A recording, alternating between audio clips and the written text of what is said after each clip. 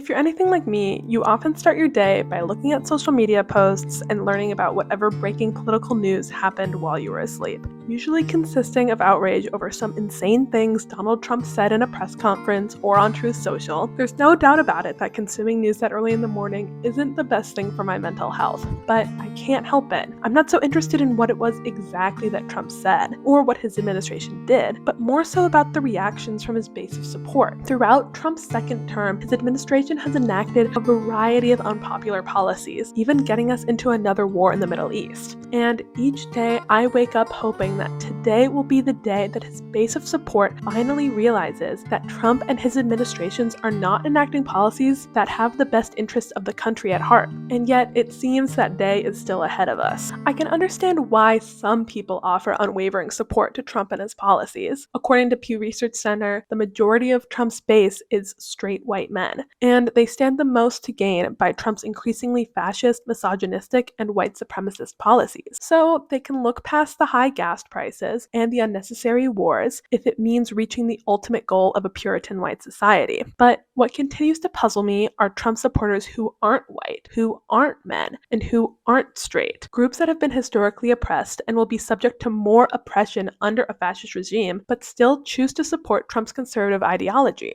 Through this video essay, I will examine the conservative subsects of 4 different marginalized communities: Black conservatives, Latino conservatives, queer conservatives, and conservative women. Through the framework of defensive publics, imitative counterpublicity, conservative victimhood, and the social meaning-making approach of right-wing media, I aim to discover why conservatism and fascist ideologies are subscribed to by the very identities that fascism aims to oppress and eliminate.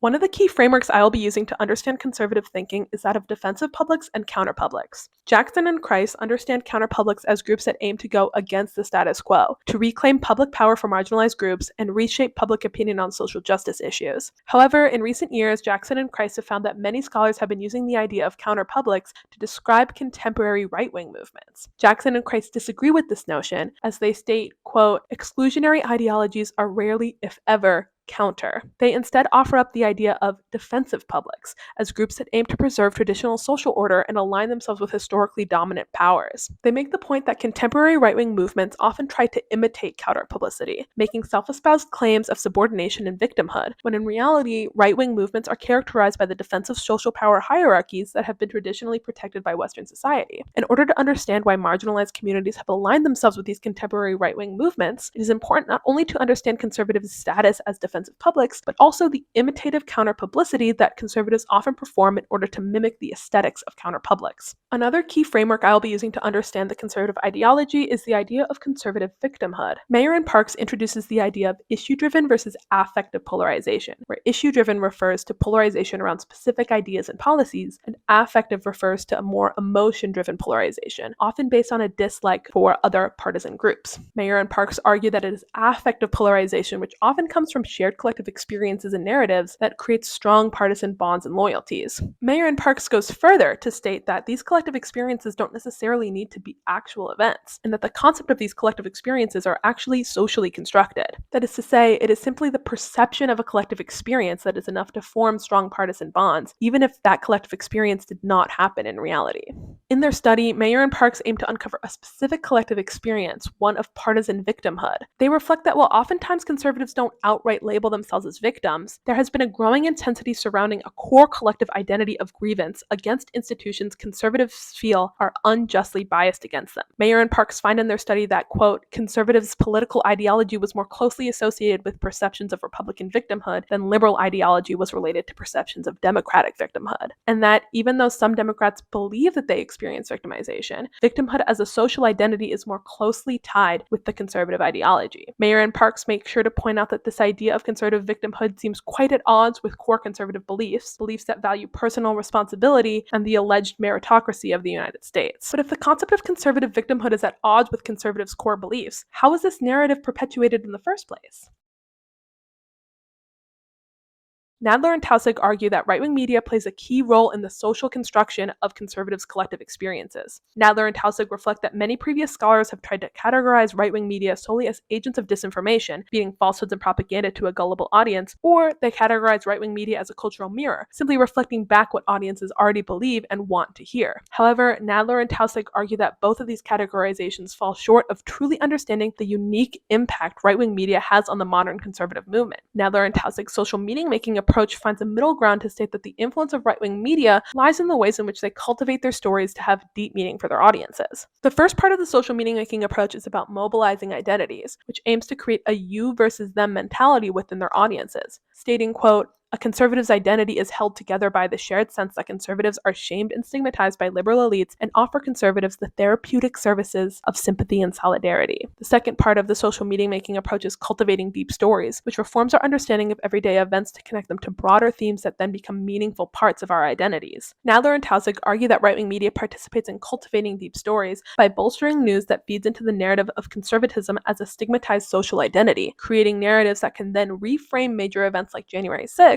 as an effort by liberals to smear conservatives as a monolithic group, all complicit in the insurrection. Finally, the social meaning-making approach is also categorized by supporting epistemic interdependence, which states that right-wing media is a part of a larger network of knowledge that is available to conservative audiences, and that mainstream right-wing media can serve as a gateway to media that perpetuates even more polarizing conservative ideas. When these three components come together, Nadler and Taussig's social meaning-making lens demonstrates how right-wing media constructs a reality for conservatives that then becomes a core part of their audience's identities. All of this continues to relate to the framework of counterpublics, defensive publics, and the ways in which conservatives aim to imitate counterpublicity in order to create partisan loyalty. To reiterate previous points, the modern conservative movement is in no way counter, as they clearly uphold and defend historical institutions of oppression. However, this imitative counterpublicity that positions conservatives as victims and is supported by reality socially constructed by right-wing media is at the heart of the reason why people from marginalized groups can find themselves aligning with an ideology that at its core aims to continually oppress and eliminate the very marginalized groups these supporters come from.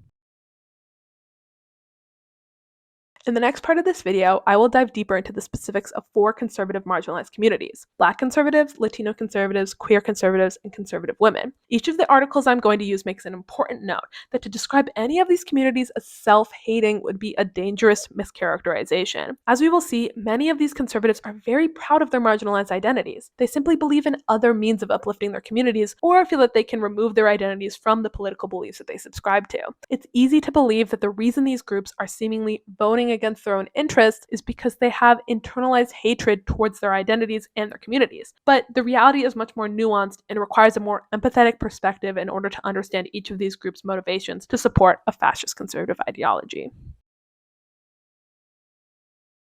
We will start with examining Black conservatives. According to Brooks, much of the scholarly work researching right-wing movements assumes that all white nationalists are white and that all Black nationalists are pro-Black. In order to address this gap in understanding, Brooks studies the conservative rhetoric of multiple popular Black media personalities in order to understand the ways in which Black conservatives find common ground with the overarching conservative movement. Brooks argues that these Black conservatives employ a colorblind mentality that frames Black and white conservatives simply as Americans, believing that systematic injustice against people of color is a thing of the past. These Black conservative influencers then construct shared enemies that give Black people a sense of belonging in the conservative ideology as fellow victims. Firstly, Brooks points out the argument that conservatives have had a loss of social, political, and economic status, often a viewpoint framed around the advancements of people of color, threatening the hierarchy that benefits white people. But these Black conservative influencers co-opt this argument to associate this status threat as one that threatens those with American citizenship, the integrity of the United States on the world stage, and the unity of Americans. Secondly, Brooks states that these conservative Black influencers believe that this, quote,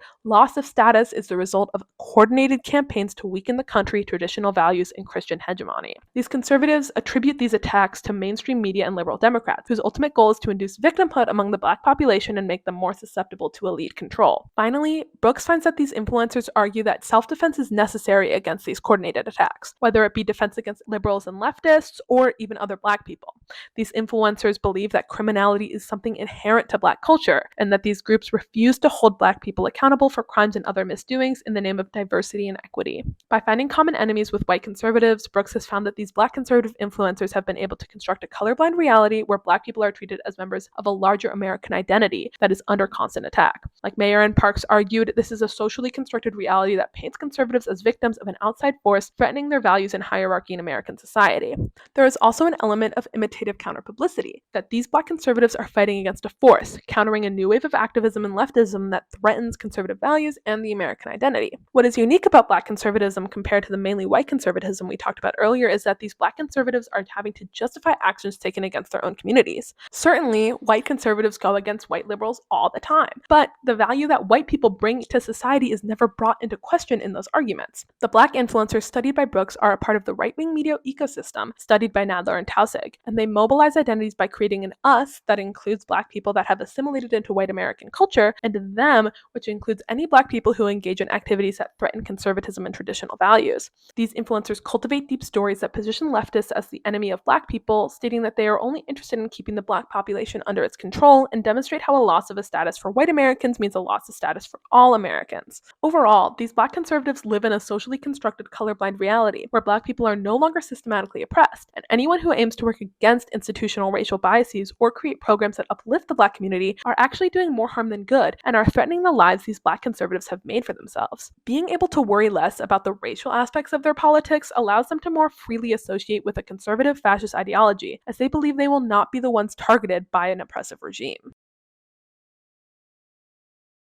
Next, we will dive deeper into Latino conservatives. Cadena aims to understand Latino conservatives in the age of Trump's blatant anti-immigration rhetoric that often affects many Latino communities. To do so, Cadena conducted multiple interviews with Latinos of different political affiliations and asked them questions regarding the shifting meanings of Latino conservatism and the reconciliation of perceived contradictions between being Latino and being conservative. Cadena first remarks that many scholars expected that Latinos would come together to form a strong voting bloc against Donald Trump in the 2016 and 2020 election. However, Cadena finds that Donald Trump had done unexpectedly well at persuading Latino voters despite his attacks against Latinos and immigrants. Cadena first observes that many Latino conservatives categorize themselves as hardworking, law-abiding, and acculturated citizens. They believe that it is in their interest to distance themselves from Latino immigrants as they assimilate into American culture. Many of the interviewees felt that the Republican Party respected the hard work they put into becoming American citizens and distanced themselves from the Democrats because they are trying to make it too easy to enter the United States legally, which is a quote, slap in the face towards Hispanic Americans that have done it right. These conservative Latinos don't see the Republican Party as a party going against Latino interests, but more so a party that understands the distinction between the good, hardworking Hispanics and the bad, undocumented immigrants. Cadena finds that these respondents also believe that programs that target aid to lower-class communities of color, like many Latino communities, is a misuse of tax dollars, which one respondent categorizes as, quote, an attack against his pocketbook.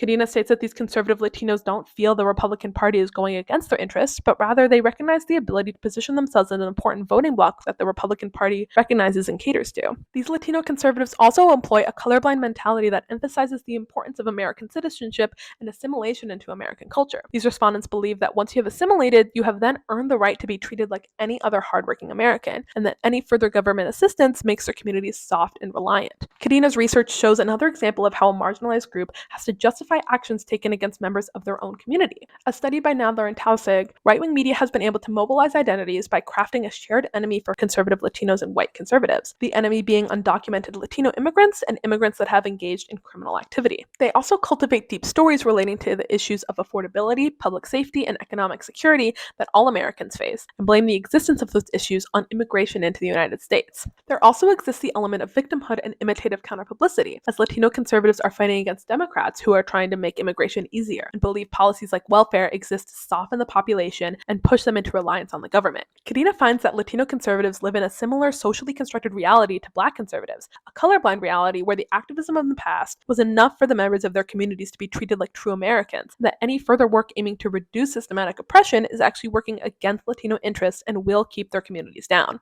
These Latino conservatives have been able to separate their identity from their politics in favor of adopting an American identity that allows them to align with white conservatives and their fascist policies on the basis that they are one and the same.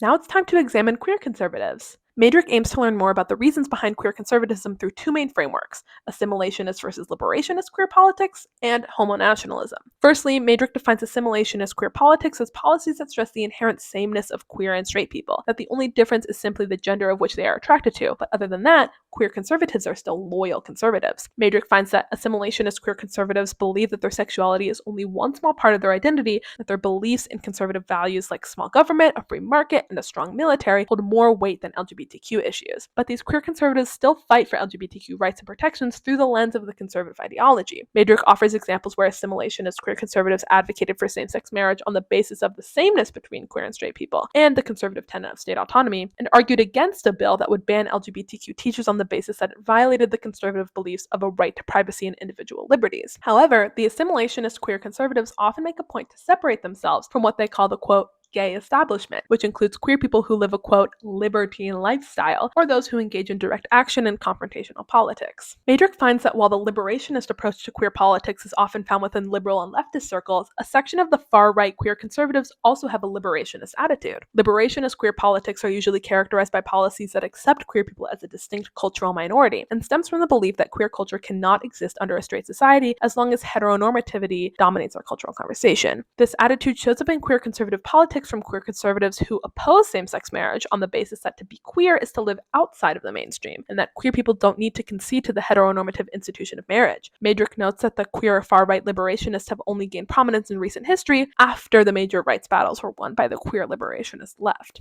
But what has been the major tactic bringing queer people into the Republican Party? Madrick finds that homonationalism, which describes a favorable relationship between nationalistic ideologies and the LGBTQ community, is key to understanding queer conservatism. Homonationalism has been used in tandem with the fear-mongering politics of Islamophobia to manufacture a threat against the LGBTQ community that only the Republicans are willing to fight against. Madrick argues that conservatives have used events like 9/11 and the Pulse nightclub shooting to construct a reality where leftists are aligning with homophobic Islamists that intend to destroy Western culture, including the existence of queer people, and that the conservatives, in their willingness to fight a war against the supposed Islamic terror, are the only ones protecting queer communities and queer interests. Trump himself used the Pulse nightclub shooting to garner support from the queer community during his first presidential campaign in 2016, stating in his first campaign rally after the shooting, quote, "We want to live in a country where gay and lesbian Americans and all Americans are safe from radical Islam," which, by the way, wants to murder and has murdered gays and they enslave women. Madrick also finds that as more queer people are accepted in everyday society, especially queer people of privilege such as white gay men, they will become naturally more concerned with the well-being of the country and the society that has adopted them, thus aligning more with the Islamophobic and xenophobic attitudes of the Republican Party. Madrick's research demonstrates Nadler and Tausig's social meaning-making approach in action, as right-wing media is able to mobilize identities to create an us that includes queer people who benefit from Western society, and a them that includes Muslim and Middle Eastern communities and the liberals and leftists who support them. They cultivate deep stories by pairing up acts of terror committed against the LGBTQ community with acts of terror that were committed by Islamic extremists, and position conservatives as the only ideology fighting against radical Islam and its attacks against queer people. Madrick also highlights an aspect of conservative victimhood as researched by Mayer and Parks, as these queer conservatives live in a socially constructed Western society that wholeheartedly accepts queer people and needs protecting from other countries and ideologies that persecute queer people. Through all of this is the element of imitative counterpublicity described by Jackson and Kreis. It is clear that liberationist queer movements of the past have been distinctly a counterpublic, as they have been fighting to change the status quo and gain more rights and protections for queer people. But Madrick finds that these queer conservative movements like to co-opt this previous counterpublicity to claim that they are fighting for further protections when in reality they are still defending and upholding previous institutions that continually oppress queer people. Like the previous groups, queer conservatives feel that the activism of the past was enough to allow queer people an equal position in society, so they can put their queerness on the back burner and more freely associate with a fascist conservative ideology. Finally, let's dive deeper into understanding conservative women. Cost examines the anti-feminism wave of the 1970s and contemporary anti-feminism today to understand the way conservative women justify their views against advancements in women's rights. Cost first looked at anti-feminism during the 1970s, which surrounds the proposed Equal Rights Amendment, the ERA, which was adopted by Congress in 1972 but never ratified. The ERA aimed to inscribe in the Constitution that equality of rights could not be denied on the basis of sex, as women were largely left out in the original writing of the Constitution.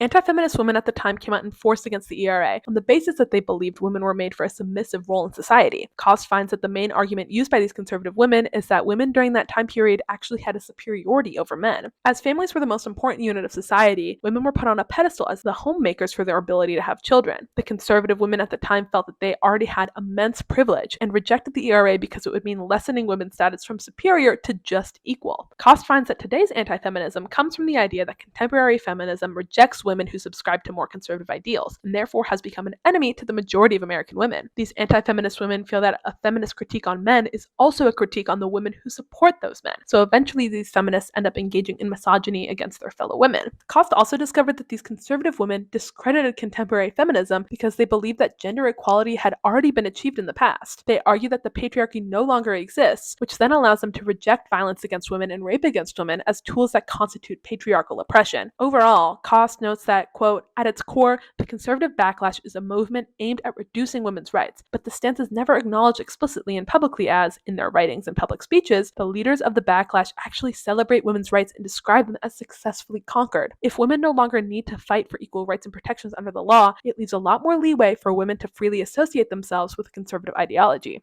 Right-wing media certainly plays a very large role in the creation of these anti-feminist critiques on feminism. In mobilizing identities, the media is able to position anti-feminist women as a part of a larger collective that defends traditional Western norms, as well as the men who are the subject of these feminist critiques, and creates an enemy out of women who are trying to remove women out of their positions of power in the family, or claim that women still face oppression under the patriarchy. In cultivating deep stories, the media is able to co-opt stories like the #MeToo movement as an attack against the women who support men, and reject the notion that violence and rape against women are tools of the patriarchy. The victimhood aspect comes from how conservative anti-feminist women believe in a socially constructed reality where the patriarchy has been dissolved, and that women who aim to create further protections for women are actually doing more harm than good. And the imitative counterpublicity aspect is very similar to that of queer conservatives, as feminist movements in the past have clearly been a counterpublic as they were fighting against historical institutions of oppression. So anti-feminist women co-opt these past movements to say that it is their inaction which actually is protecting women from oppression and violence. Conservative women live in a reality where biased institutions no longer require dismantling, so they are able to more freely associate with fascist and conservative ideologies since they feel their protections as women are no longer under threat.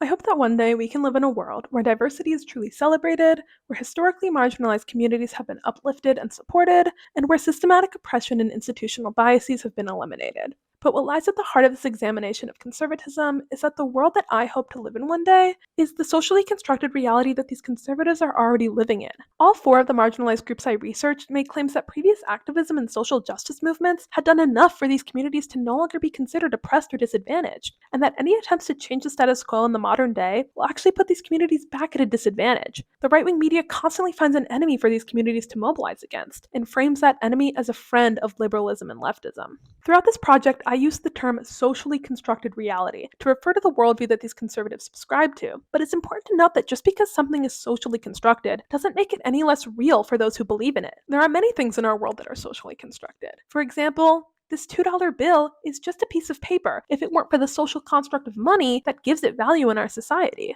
The reason why these social constructs are so pervasive and widely accepted is because they help shape key parts of our identities and belief systems. So in order to change the minds of these conservatives, you can't just tell them that their reality isn't real.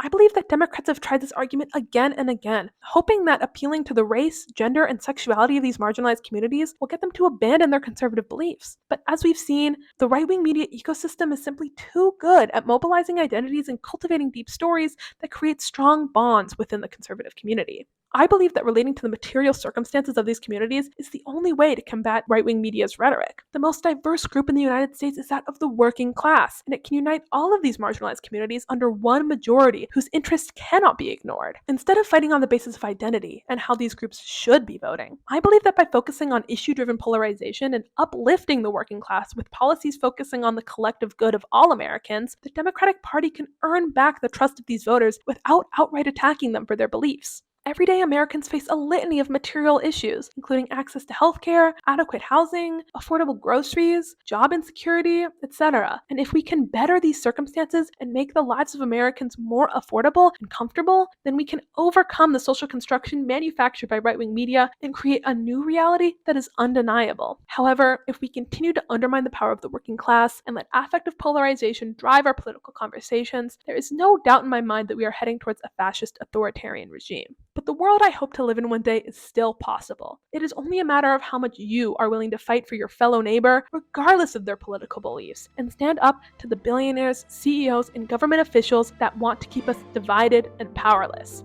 We must fight for a united working class.